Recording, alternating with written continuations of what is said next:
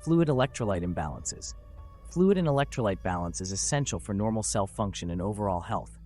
The main electrolytes with potential imbalances include sodium, Na+, most abundant extracellular cation, vital for muscle nerve function, fluid balance. Hyponatremia, low Na+, causes edema, confusion, seizures. Hypernatremia, high Na+, causes thirst, headaches, irritability. Potassium, K+, most important intracellular cation, key for nerve impulse transmission, muscle contraction. Hypokalemia, low K+, causes muscle weakness, arrhythmias. Hyperkalemia, high K+, causes EKG changes, cardiac arrest. Calcium, Ca2+, critical for bone health, coagulaic function, neurotransmitter release. Hypocalcemia, low Ca2+, causes muscle spasms, tetany, seizures. Hypercalcemia, high Ca2+, causes bone pain, nausea, vomiting, kidney stones.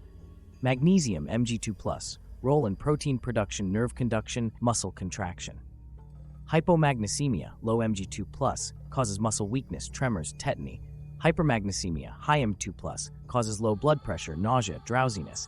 Nurses monitor lab work and patient symptoms to catch imbalances early to prevent complications. IV therapy. Intravenous therapy delivers fluid or medication directly into the bloodstream for faster absorption. Parts of an IV line include solution, fluids, medications to be infused. Bag bottle holds IV solution. Tubing carries solution from bag through IV catheter. Catheter, thin flexible tube inserted into vein. Catheter lock keeps line patent between infusions. Extension sets connects line from catheter to tubing. Nurses are responsible for calculating rates, starting lines, maintaining patency and sterility, troubleshooting issues, and monitoring for complications. Types of IV solutions. Various IV solutions are used depending on patient fluid electrolyte needs.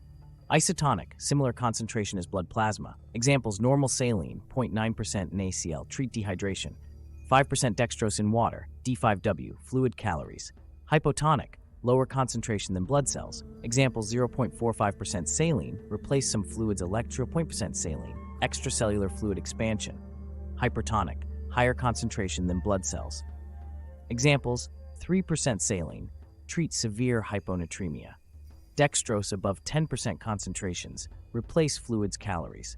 Additionally, solutions can have other elements like potassium chloride or sodium bicarbonate tailored to blood levels and acid-base balance issues. IV therapy complications. While IV therapy has many benefits, it carries risk for complications nurses monitor closely. Infiltration. IV fluid meds leaking into surrounding tissues rather than vein. Signs include edema, coolness, pain at site. Manage by stopping infusion, elevating extremity, applying warm, cold pack. Phlebitis, inflammation of vein from mechanical or chemical irritation. Signs are redness, swelling, tenderness, palpable venous cord. Manage by stopping infusion, warm compress, anti-inflammatory medication, monitor closely. May require new IV site. Extravasation, inadvertent injection of fluid meds into tissues around vein, damaging surrounding tissue. Signs like above plus blistering. Requires prompt intervention to prevent tissue necrosis. Air embolism, air bubble injected acts as an embolus, blocking blood flow. Signs are sudden chest pain, dizziness, low blood pressure. Place patient in left lateral recumbent position, high flow O2, monitor vitals. Notify physician immediately. Blood transfusions. Blood transfusions supplement blood fluid volume in patients with severe anemia, hemorrhage, or shock. Steps include: 1. Verification. Confirm correct patient blood product, dose before initiating infusion. 2. Baseline vitals. Monitor temperature, pulse, respirations, BP closely throughout process. 3. Initiation. Transfuse first 50 milliliters slowly over 5 minutes, watching for transfusion reaction. 4. Monitoring. Check vitals every 15 minutes for first hour, then hourly for duration of transfusion. Assess site, lungs, breath sounds, and sclera for signs of fluid volume overload. 5. Completion. Rinse IV line with normal saline after complete infusion. Continue monitoring closely.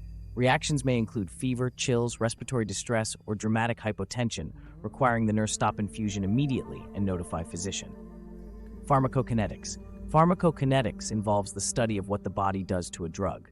It consists of 4 basic processes: absorption, transfer of medication into bloodstream to elicit effect, influenced by route of administration; distribution, transport of drug molecules within bloodstream to tissues and organs, dependent on solubility of medication; metabolism, biotransformation via enzymatic pathways in the liver, rendering drugs inactive. Influenced by genetics, liver function, nutritional status, other medications. Excretion, elimination of drugs from the body through urine, feces, breath, affected by kidney and liver function. Understanding these processes helps determine optimal drug choice, dose, and frequency tailored to patient factors like renal impairment. Nurses educate on missed dose management per medication pharmacokinetics. Medication administration. Nurses frequently administer medications ordered by providers. Key administration principles include right patient, right medication, right dose concentration, right time frequency, right route of administration. Additional aspects: allergies and interactions confirmed.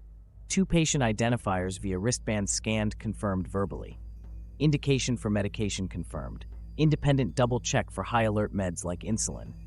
Proper preparation and handling procedures per drug source. Assessment of pharmacologic response, side effects. Proper documentation. Parenteral administration. Parenteral medications bypass the gastrointestinal system, absorbed more rapidly via routes like intravenous, intramuscular, or subcutaneous.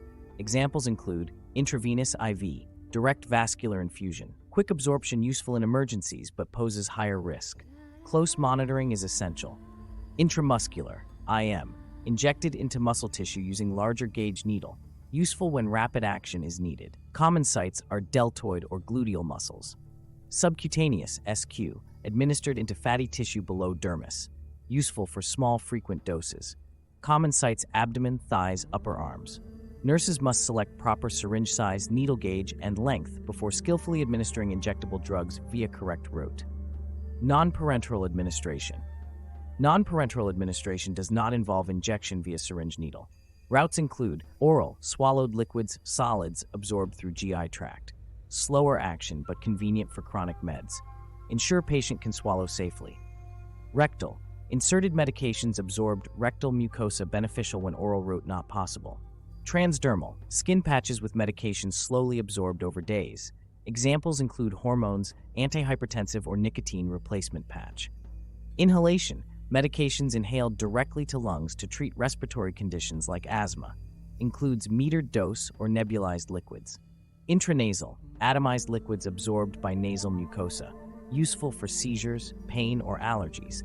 Ophthalmic, eye drop ointments treating eye disorders get absorbed by tissues on surface of eye and surrounding area.